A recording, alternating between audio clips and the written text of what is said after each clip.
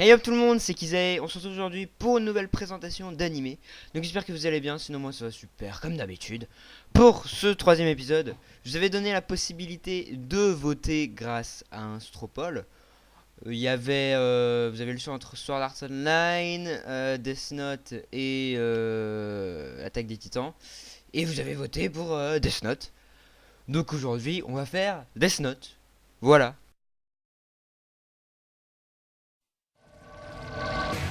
広がる闇の中交わし合った革命のちぎり誰にも邪魔させるわけにはいかないから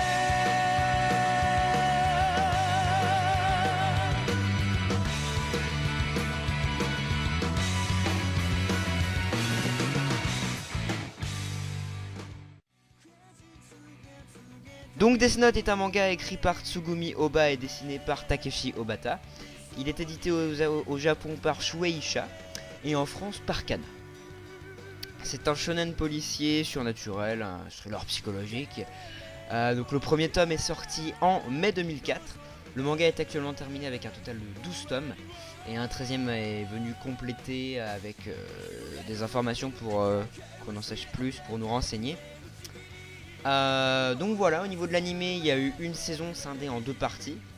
La saison fait 37 épisodes et a été diffusée d'octobre 2006 à juin 2007, soit pas mal de temps.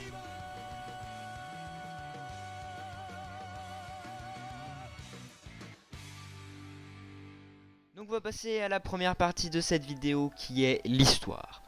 Donc Death Note, qu'est-ce que c'est? Death Note, c'est l'histoire de Yagami Raito, qui est un lycéen surdoué, qui trouve le monde trop corrompu par les criminels, qu'il est pourri et ennuyant. Donc un jour, en sortant de cours, il ramasse un mystérieux carnet, ou cahier, sur lequel est noté Death Note. Et depuis ce jour, sa vie va basculer. En rentrant chez lui, il regarde quand même le cahier plus en détail, puisque ça l'a interpellé.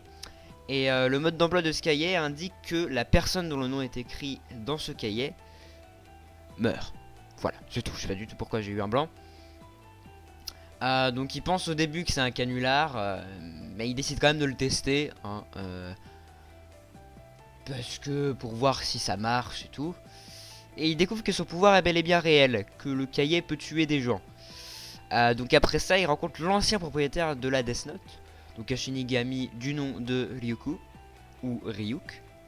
Celui-ci déclare avoir volontairement laissé tomber son carnet dans le but de se divertir, parce que lui aussi trouvait son monde, le monde des Shinigami, ennuyant, nul, et c'est tout.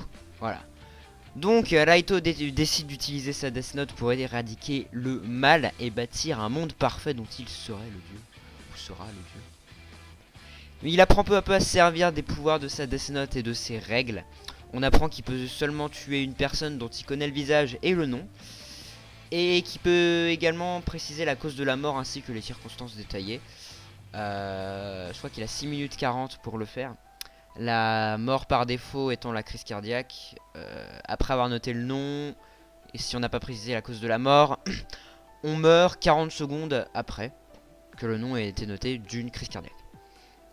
Donc les nombreuses morts inexpliquées, mais étant toutes les mêmes, attirent l'attention d'Interpol et du meilleur détective au monde, elle. Elle choisit donc d'enquêter pour capturer le tueur en série. Pour capturer le tueur en série surnommé par tout le monde Kira, ou Kira. Ainsi commence une lutte entre Raito ou Kira, hein, c'est vous qui voyez, et elle, tous deux persuadés d'être la justice, dont sortira vainqueur le premier à trouver l'identité de l'autre. Maintenant on passe à la deuxième partie de cette vidéo, les points positifs. Donc écoutez, j'en ai trouvé certains, hein. Graphiquement le manga est quand même beau pour l'époque, hein, 2006, ça fait 10 ans quand même que l'anime est sorti. Je sais pas pourquoi je dis le manga d'ailleurs, même si le manga est beau aussi. Mais ouais, ça fait 10 ans que l'anime est sorti et pour l'époque c'était pas mal, hein, franchement. C'était joli. On sent quand même que c'est plus mature que les autres mangas que je vous ai présentés, donc Tokyo Ghoul et Noagami, et que ceux que je vous présenterai plus tard. Personnellement, je trouve l'histoire excellente, hein. Les personnages sont intéressants et attachants. D'ailleurs, l'histoire qui est très originale. Les OST qui sont juste magnifiques. Le premier opening que je trouve, mais alors excellent. Et puis surtout, à la fin de chaque épisode, on a le suspense. Donc ça, vraiment, j'adore. Et maintenant, la troisième partie de cette vidéo, les points négatifs. Donc j'en ai trouvé certains, j'en ai trouvé un peu aussi, j'en ai trouvé certains, ça veut rien dire. Donc certaines parties de l'enquête, je trouve ça peut être un peu compliqué à comprendre pour certaines personnes. Du fait de la complexité de certaines choses à comprendre. Voilà, je viens de me répéter, mais avec d'autres mots. Le second opening que j'aime pas du tout. Mais vraiment, je l'aime pas du tout. La fin qui diffère un peu de celle du manga. Donc si vous voulez regarder l'animé, je vous conseille de lire les 2 derniers chapitres du manga en scan après avoir fini l'animé, ou en manga d'ailleurs, après avoir fini l'animé. Donc écoutez, je pense que j'en ai fini pour cette vidéo. Je suis désolé si j'ai pas posté de vidéo la semaine dernière et mardi. J'avais pas du tout le temps de record. Donc voilà, hein.